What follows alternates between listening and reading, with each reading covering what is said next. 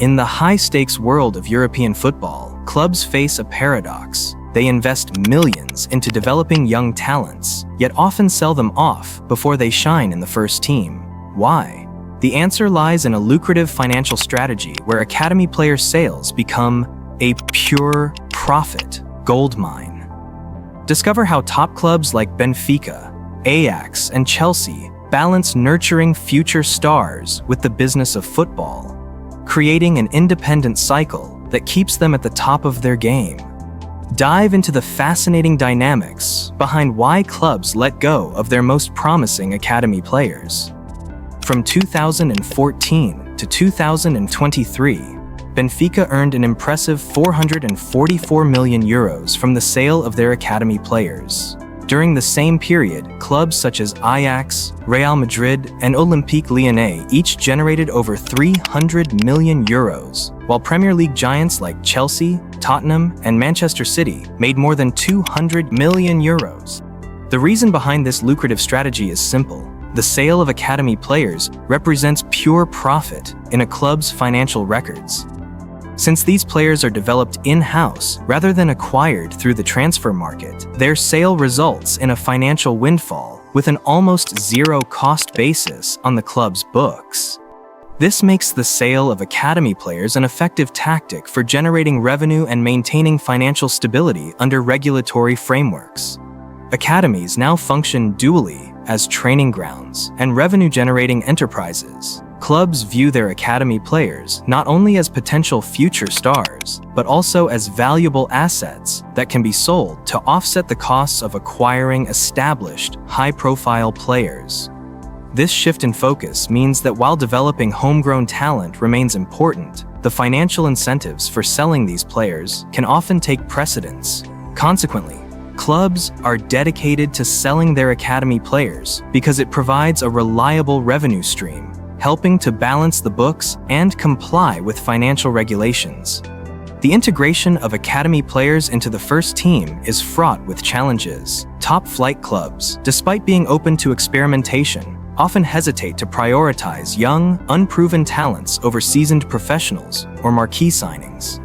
This caution is understandable. Clubs must maintain a successful system and avoid disrupting team dynamics. Even exceptionally talented academy players face an uphill battle in proving themselves worthy of regular first-team action. Unless they are among the rare few who excel at a very young age, they often find it difficult to outperform more experienced teammates. As a result, academy players frequently have limited options for gaining professional experience. They might be loaned out to other clubs or given sporadic appearances throughout the season. While loan moves can provide valuable playing time, there is a limit to how many times a player can be content with this arrangement before seeking more stable, regular first-team action. The same frustration applies to those who reach the first team but only play as backups. Young talents, eager to prove themselves and wary of stagnating, often decide to transfer to clubs where they stand a better chance of securing more minutes on the pitch.